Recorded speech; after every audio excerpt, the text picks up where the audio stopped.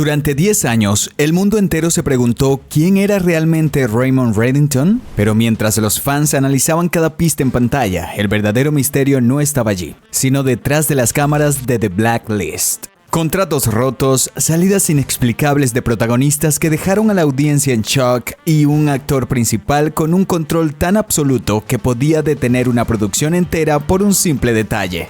¿Fue el ego o la genialidad lo que casi destruye la serie antes de terminar? La guerra de salarios, las renuncias silenciosas y el peso de una sombra que terminó consumiendo a su propia protagonista. Prepárate porque hoy abrimos el archivo secreto de la producción de The Blacklist. Comenzamos con datos curiosos, y es que James Spader fue contratado apenas 3 días antes de que comenzara el rodaje del episodio piloto en Nueva York. Los productores estaban desesperados porque no encontraban al Red perfecto.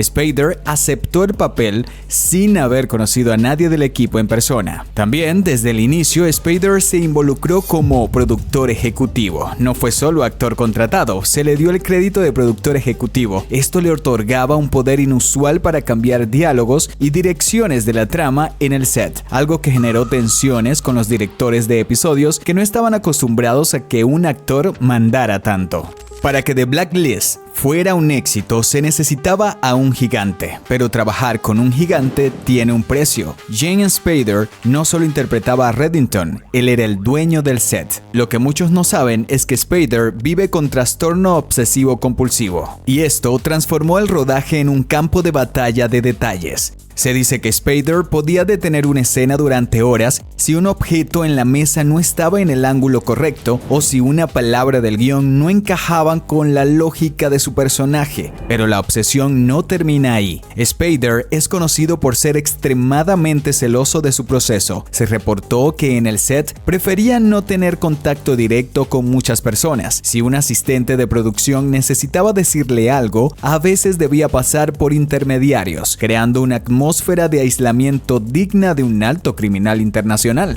¿Era esto una técnica de actuación o un problema de ego que empezó a desgastar el resto del elenco? El propio Spader ha admitido en entrevistas que su trastorno obsesivo compulsivo lo hace un trabajador muy difícil, porque se obsesiona con los detalles en las escenas y los guiones, lo cual puede alargar la jornada de trabajo y grabación de forma extenuante para el equipo técnico. Spader también tenía una cláusula en su contrato que le permitía revisar cada línea de diálogo. Si algo no le gustaba, se cambiaba en el momento, incluso si eso significaba retrasar el rodaje. Esto generaba fricciones entre los escritores y guionistas, quienes sentían que su trabajo estaba supeditado al humor del actor. Además, se filtraron detalles sobre cómo Spader mantenía su distancia con los actores secundarios para mantener la mística de su personaje, lo que a veces se interpretaba como una actitud fría o de superioridad jerárquica. Si James Spader era el alma de la serie, Megan Boone era el corazón. Por eso cuando en la 8ª temporada su personaje Liz King simplemente desapareció de la pantalla por 8 episodios, las alarmas se encendieron. No fue una decisión creativa, fue una guerra fría en las oficinas de Sony Pictures Television. Se dice que Boone, cansada de ser tratada como una figura secundaria a pesar de ser coprotagonista, exigió un aumento para cerrar la brecha salarial respecto a Spader. Mientras él ganaba una fortuna por episodio, ella sentía que su compensación no reflejaba su peso en la historia. Al no llegar a un acuerdo, la actriz decidió que su tiempo en The Blacklist había terminado. Lo que se sabe, aunque las cifras exactas son privadas, reportes de la industria indicaron que James Spader ganaba aproximadamente $300,000 por cada episodio desde el inicio de la serie, mientras que el salario de Boone era significativamente menor. Megan Boone estuvo ausente en gran parte de la temporada 8 desde el episodio 5 al 12. La producción justificó su ausencia diciendo que su personaje estaba en la sombra,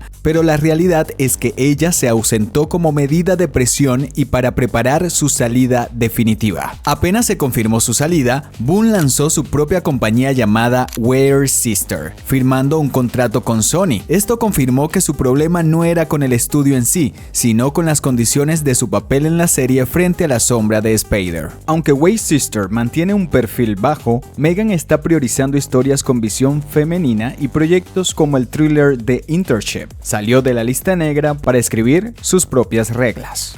Si la salida de Megan Boom fue el golpe al corazón de la serie, la renuncia de John Buckingham fue el golpe de gracia para la identidad de la serie. Solo un día después de que se emitiera el final de la 8ª temporada, el creador y showrunner anunció que abandonaba su puesto. ¿Por qué el hombre que imaginó cada secreto de la lista decidió bajarse del barco? Los rumores apuntan a que Buckingham sentía que la historia de Liz y Red era el alma del show y sin ella no tenía sentido continuar. Se dice que la presión de NBC por estirar la serie indefinidamente chocó con la visión artística de Buckingham, quien prefería un final cerrado y coherente antes de que la trama perdiera su esencia. Buckingham publicó una carta en Twitter diciendo que quería salir de su zona de confort y probar cosas nuevas, ocurriendo exactamente cuando la historia de Liz King terminaba trágicamente. Mientras los creadores suelen buscar finales con sentido, las cadenas de televisión buscan mantener los éxitos al aire mientras generen rating.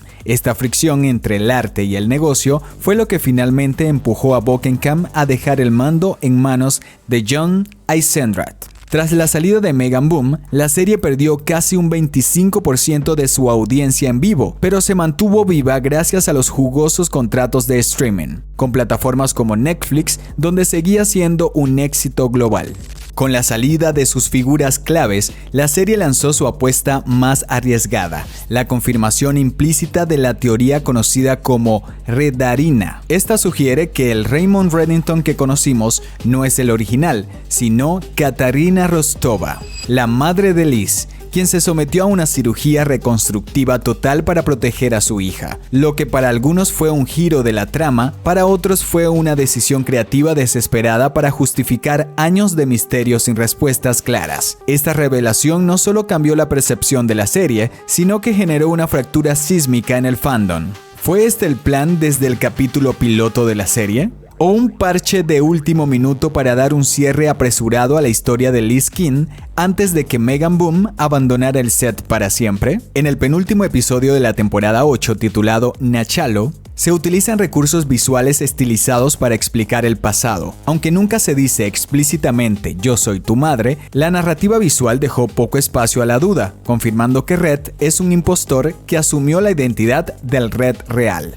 Los defensores de la teoría apuntan a pistas desde la temporada 1. Sin embargo, críticos de la industria sugieren que hubo una continuidad retroactiva donde los guionistas adaptaron el final debido a la imposibilidad de seguir con la serie tras la salida de Boom. Aunque James Spader siempre fue ambiguo en entrevistas posteriores al final de la serie, se sugirió que él conocía el secreto desde el inicio, lo que influyó en su interpretación física del personaje.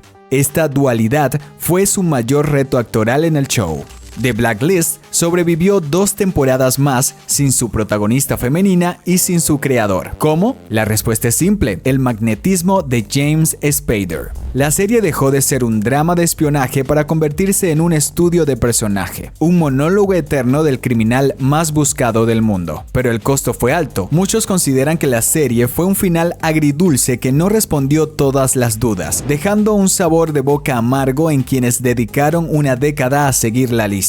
El archivo está cerrado, pero las polémicas detrás de cámara vivirán para siempre como la verdadera lista negra de Hollywood. La serie decidió terminar la temporada 10 con un episodio filmado en España, algo inusual para el presupuesto de la serie, que ya no estaba en su mejor momento. Fue un regalo de despedida para Spader. Hasta el día de hoy, James Spader se ha mantenido hermético sobre las tensiones internas, fiel a su estilo de la vieja escuela, protegiendo la mística de la serie incluso después de que las cámaras se apagaron. ¿Y tú qué opinas del giro de esta historia? Te leo en los comentarios. Si te gustó este video, recuerda suscribirte. Nos vemos en un próximo video.